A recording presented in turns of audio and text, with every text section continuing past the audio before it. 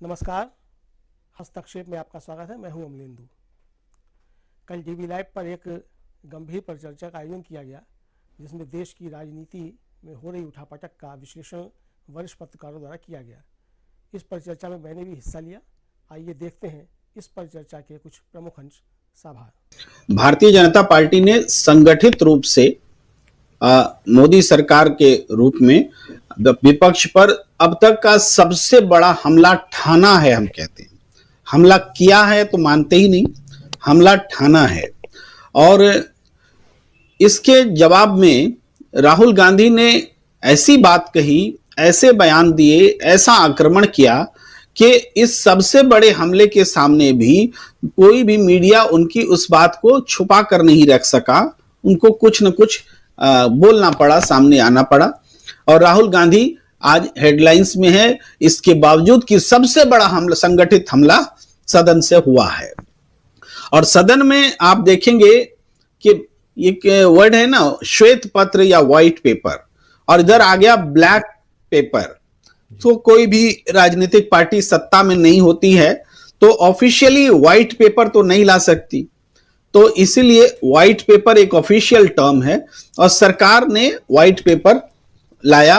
लेकिन इसका मकसद दरअसल यूपीए के समय के काले कारनामों, इन्वर्टेड कॉमा में समझिए, उनके नजरिए से लाने की उनकी कोशिश रही। अब ये जो कांग्रेस ने काले कारनामे गिनाए तो वो एक विपक्ष की भूमिका है और जो हर विपक्ष को करना होता है। लेकिन सत्ता पक्ष ने जो व्हाइट पेपर निकाला, ये सत्ता पक्ष की भूमिका होती ही नहीं है कि वो पिछली सरकारों के व्हाइट पेपर्स लेकर आए। उनको तो अपनी सरकार का व्हाइट पेपर लेकर आना चाहिए था। तो ये ब्लैक एंड व्हाइट का जो सच है, ब्लैक एंड व्हाइट में वो यही है कि इसलिए इसको स्पष्ट करना जरूरी था कि बहुत लोग इसको बहुत हल्के तरीके से लेते हैं। लेकिन बहुत गंभीर बात है कि सरकार अपने कार्यकाल का व्हाइट पेपर न ला करके बीते सरकार का ला रही। इसी से जुड़ा हुआ पहलू यह भी है कि चलो आखिरी भाषण है, आखिरी मौका है, अब तो सत्ता आने वाली नहीं, अगर ये ना बोले तो अब कब बोलेंगे, तब तो फिर हमें भी ब्लैक पेपर ही लाना पड़ेगा विपक्ष में रहते हुए। यह भी उसका छिपा हुआ भाव है। आप देखेंगे अब सही और गलत के इसमें एक बहुत अच्छा हमने आपके प्लेटफॉर्म पे ही कहा था कि लगातार नरेंद्र मोदी जी जो भी स्टेप्स ले रहे हैं पॉलिटिकली, वो शुरू में तो लगता है कि बहुत बड़ा हमला है, लेकिन थोड़े ही समय में वो बैकफायर होता दिखता है। इसको हमने बिहार में देखा, ऑपरेशन नीतीश कुमार में, मैं दोहरा देता हूं हल्के हल्के में, ऑपरेशन नीतीश कुमार में देखा हमने, जो कि शायद बहुमत साबित न कर सके।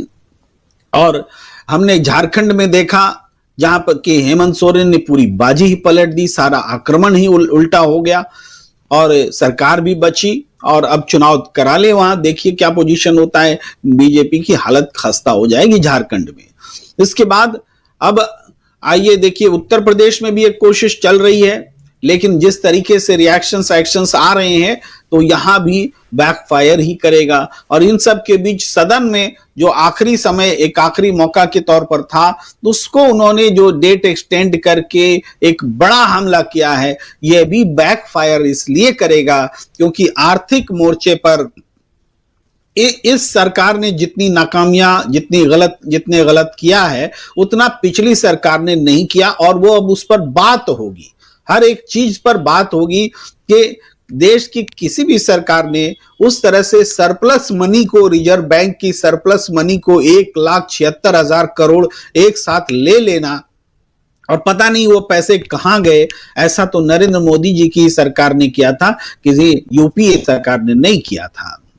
इस सरकार ने ऐसे ऐसे कारनामे किए हैं कि माने 12 लाख करोड़ से ज्यादा बैंकों के पैसे शाइफंड ऑफ हो गए, जो बोलते हैं ना मिट गए या कहां चले गए, इस तरीके से हो गया। 12 लाख करोड़ रुपए, वो भी करीब 2023 तक का आंकड़ा, 8 साल में। उसको एनपीए का भी रूप दिया गया है ना, भगोड़े यहां से पैसे लेकर भागते रहे बैंकों से उठा उठा करके, बैंक कंगाल होता रहा और वो 12 लाख करोड़ रुपया, अब तो एनपीए का अमाउंट 16 लाख करोड़ क्रॉस कर चुका है। तो 16 लाख करोड़ रुपए आप एनपीए करा देते हैं, बैंक को डुबा देते हैं। बैंक का पैसा वो आम आदमी का पैसा होता है, वो भी इसी रिजीम में हुआ, इससे पहले नहीं हुआ था। कर्जा लेने के मामले में देश की जितने प्रधानमंत्रियों ने, जितनी सरकारों ने मिल करके 55 लाख करोड़ का कर्जा लिया था, उससे 3 गुना ज्यादा, अब 205 लाख करोड़ का कर्जा इस देश पर हुआ है और 3 गुना ज्यादा जो रकम है इसी मोदी सरकार ने कर्जे में ली है। ये तो मोटी मोटी बातें हैं जो हम लोग रोज बात करते हैं, वो हम याद दिला रहे हैं, लेकिन एक अर्थशास्त्री जब इसका विश्लेषण करेगा कि कैसे तेल पूल से जो नरेंद्र मोदी की सरकार ने लाखों करोड़ रुपए कमाए, लाखों करोड़, जिसका सीधा लाभ आम जनता को मिलना चाहिए था, मिलने नहीं दिया गया, वो तो एक नुकसान। और इस कारण जो महंगाई बढ़ी, वो उसका इंपैक्ट तो मापे नहीं मापा जा सकता, वो भी जनता पर पड़ा। तो ये मोदी सरकार का रिजीम है। अर्थशास्त्री इसका विश्लेषण करेंगे। हमने ये देखा कि पहले यूपीए की सरकार में भाई कॉर्पोरेट टैक्स से जो कलेक्शन होता था वो डायरेक्ट टैक्स से होने वाले कलेक्शन की तुलना में ज्यादा होता था। हम अमीरों पर टैक्स डालते थे, ये हमारी पॉलिसी रही थी हमेशा से, आम गरीबों पर नहीं डालते थे। नरेंद्र मोदी सरकार ने उलट दी पॉलिसी, उन्होंने कॉर्पोरेट टैक्स को एकदम निचले स्तर पर ला दिया। हम जीएसटी 18%, इवन 28% तक भी हमने जीएसटी दी है, अब उसको थोड़ी जरूर संशोधित किया गया है, लेकिन लंबे समय तक दी है 28% जीएसटी, और कॉर्पोरेट टैक्स को घटा करके आप डबल, मतलब मेरे ख्याल से 28% पर ला दिए, अभी मैं एग्जैक्टली भूल रहा हूं। तो वो जो करीब 15% का फर्क लाया गया है ओवरऑल में कॉर्पोरेट टैक्स में। तो इससे जो कलेक्शन है, टोटल कलेक्शन, कॉर्पोरेट टैक्स से कलेक्शन मतलब इससे ज्यादा हो गया, डायरेक्ट टैक्स से कलेक्शन, जनता से टैक्स कलेक्शन ज्यादा हो गया, उद्योगपतियों से कम हो गया, और ये इसी रिजीम में हुआ। ये तो सिर्फ डायरेक्ट टैक्स और कॉर्पोरेट टैक्स की बात कर रहे हैं, आप जीएसटी को तो भुला ही दे रहे हैं। जीएसटी जिसको कि रिक्शा वाला भी देता है, जिसको को भीख मांगने वाला भी देता है, गरीब से गरीब आदमी भी जीएसटी देता है।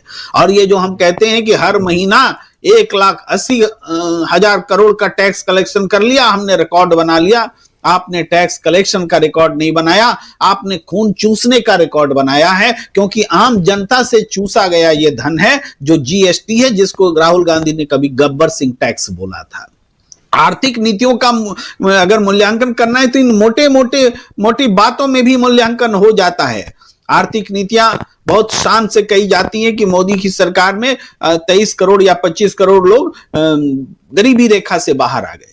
अरे यूपीए सरकार में 27 करोड़ लोग गरीबी रेखा से बाहर आ गए थे, लेकिन तब जो गरीबी की रेखा की परिभाषा थी, आज 10 साल बाद, या कहें अगर यूपीए सरकार के पहले दिन से तो 20 साल बाद, वही है गरीबी रेखा की परिभाषा।